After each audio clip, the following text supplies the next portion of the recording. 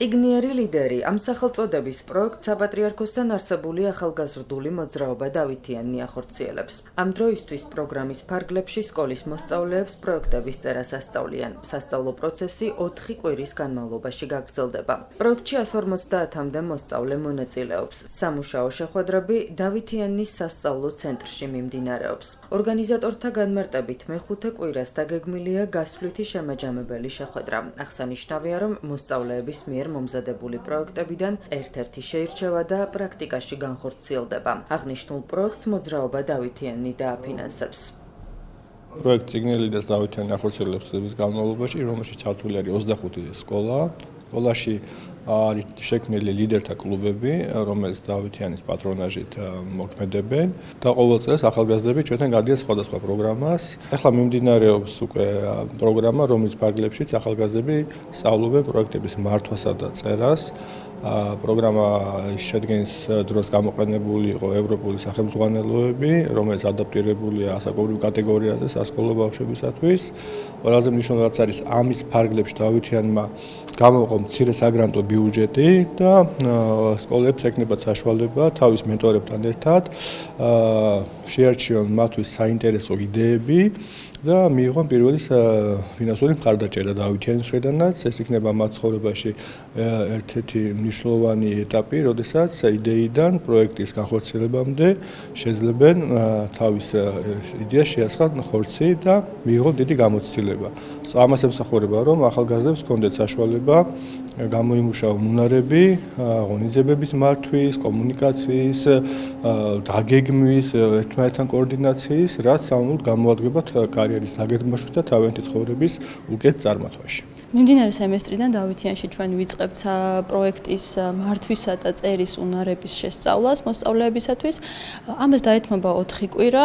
პირველ კვირაში ჩვენ გავდივართ ზოგადად პროექტების შესახებ, თუ რას წარმოადგენს, ვინ არიან ზოგადად საგრანტო ორგანიზაციები, როგორ ხდება პროექტის წერა, რას ემსახურება. მიზნები, ამოცანები, სწორედ ასაც უნდა პასუხობდეს ჩვენი პროექტი და შემდეგ უკვე მოსწავლეები იწყებენ თავად ზოგადი საკითხებიდან ამორჩევას ერთი კონკრეტულისა და ამ კონკრეტულზე უკვე იდეის განხორციელებას. ამაში გვეხმარებიან სასულიერო პირები, რომლებიც ჩვენთან მეორე და მეოთხე შეხვედრაზე აპირებენ მოსვლას და მოსწავლეებისთვის, ესე ვთქვათ, დახმარების გაწევას, რომ მათ იდეა, ესე ვთქვათ, უფრო ფორმირებული სახით წარმოადგინონ. რაც შეეხება პროექტის დასასრულს, ჩვენ გეგმავთ, რომ ეს იყოს გასვლითი შეხვედრა მეხუთე კვირას, სადაც ყველა პროექტის წარდგენა მოხდება ერთგვარად. აღსანიშნავია ის, რომ დავითიანის თაოსნობით გაიცემა მცირე გრანტები და მოსწავლეები შეძლებენ, რომ თავისი იდეა უკვე პრაქტიკაში განახორციელონ. ხშირად ვარ დავითიანის პროექტების მონაწილე, სანამ ოფიციალურად ჩავართობოდი, მანამდეაც ვიღებდი მონაწილეობას წინა წელს, წინა ჯგუფს ვეხმარებოდი ხოლმე და ეხლაც აქედან გამომდინარე, ძალიან კარგი შთაბეჭდილება დატოვა ჩემზე. შეგახსენებთ, რომ ახალგაზრდული მოძრაობა დავითიანი სრულიად საქართველოს კათოლიკოს პატრიარქის ლოცვა-კურთხევით 2007 წელს დაარსდა. პროექტი წიგნიერი ლიდერი 2009 წლიდან ხორციელდება.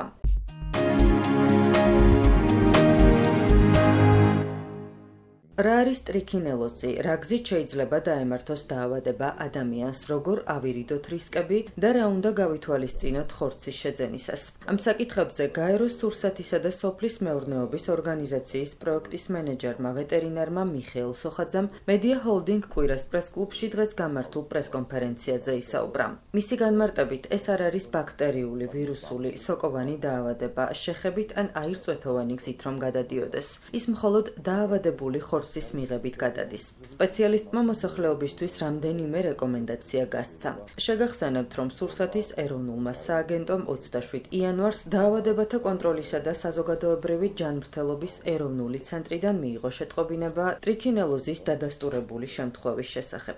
საკმაოდ რთული და საკმაოდ საშიში დაავადებაა, გარდა იმისა, რომ თუ სწორად არ მოიქცევით, ეს პირველ რიგში ეხებათ ფერმერებს, ვისაც ღორები ყავს და რა თქმა უნდა იმ ხელს და ნებისმიერ მოქალაქეს, რომელიც ღორის ხორცს შეიძენს და მონადირეებსაც. ღორი გახავთ უპირველესი ასე ვთქვათ, დამასწნებოვანებელი ადამიანისთვის. თუმცა ყოფილა შემთხვევა, როდესაც აი მონადირეებს დათვისგან ან მაჩვისგანაც გადადებიათ და თქვენ წარმოიდგინეთ, საქართველოში ცხენს ცხენი არ არის ჩვენი სასურსათო მოხმარების, თუმცა არის ქვეყნები, სადაც ცხენიდანაც კი ავადდებიან, ცხენსაც ემართება ეს. ემართება იმიტომ, რომ უპირველესი პრობლემა რაც გახლავთ, ეს არის ექსტენსიული, ანუ ხორები იზრდებიან ისეთ პირობებში, როდესაც მათ თავისუფლად შეუძლიათ მიირთვან ტრიქინელოზით დაავადებული მღრღნელები. სწორედ მღრღნელები გახლავენ ის ძირითადი რეზერვუარი, რომელიც დაავადების გავრცელებას უწყობენ ხელს. რა თქმა უნდა, ეს დახურული მეურნეობაზით შეიძლება, თუმცა ეს გაცილებით უფრო ნაკლები ალბათობა და იქ დერატიზაციაც ხდება და შესაბამისად შემთხვევით შეიძლება ნაკლები იყოს, თუმცა როდესაც ხორი გაშვებული ყავს გარეთ, ამ დროს ძალიან დიდი ალბათობაა, რომ სანაგვეზე ან ტყეში მათმა მიირთვან ლეში ან ლეში რომელიმე მღრღნელის. ერთადერთი და მთავარი გამოსავალი არის ის, რომ ხორცი აუცილებლად უნდა შევიძინოთ სუპერმარკეტებში, აუცილებლად უნდა შევიძინოთ იმ ადგილებში, სადაც პირობებია დაცული, რაც იმას ნიშნავს აპრიორი, რომ ხორცი არის მიღებული სასაკლაოდან. ვეტერინარის ზედამხედველობის ქვეშ ხორცი, რომელსაც ყიდულობთ, ის პოტენციურად შეიძლება ძალიან მავნებელი იყო ადამიანისთვის და თუ კლავთ ცხოველს სახლში, მაშინ ერთი რამე უნდა გავითვალისწინოთ რა, რომ ან ძირითადად ეს დიაფრაგმის ფეხებს ეძახიან და რამოდენიმე ნაწილი უნდა წავუღოთ ვეტერინარს შესამოწმებლად, ან, რა ვიცი, უნდა არსებობდეს, უნდა ვთხოვოთ ვეტერინარს, რომ მოვიდეს და შეგვიმოწმოს ხორცი.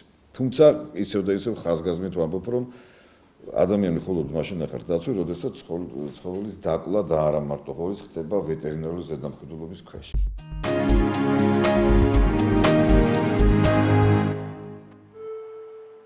ჰაერის დაბინძურებისა და ჯანმრთელობის შესახებ მეორე გლობალური კონფერენცია მარტში გაიმართება.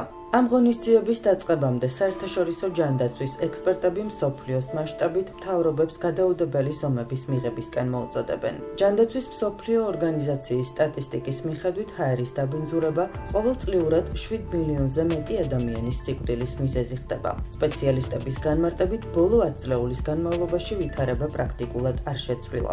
კონფერენცია, რომელიც 25-27 მარტს კოლუმბიის ქალაქ კარტახენაში გაიმართება, მიზნად ისახავს გლობალური ლიდერების, ექსპერტებისა და ადვოკატების გაერთიანებას პრობლემის გადასაჭრელად. სპეციალისტები მთავრობებისგან მოითხოვენ ჰაერის ხარისხის სტანდარტების გამკაცრებას, ეკოლოგიურად სუფთა ენერგიაზე გადასვლასა და მონიტორინგის სისტემების გაძლიერებას.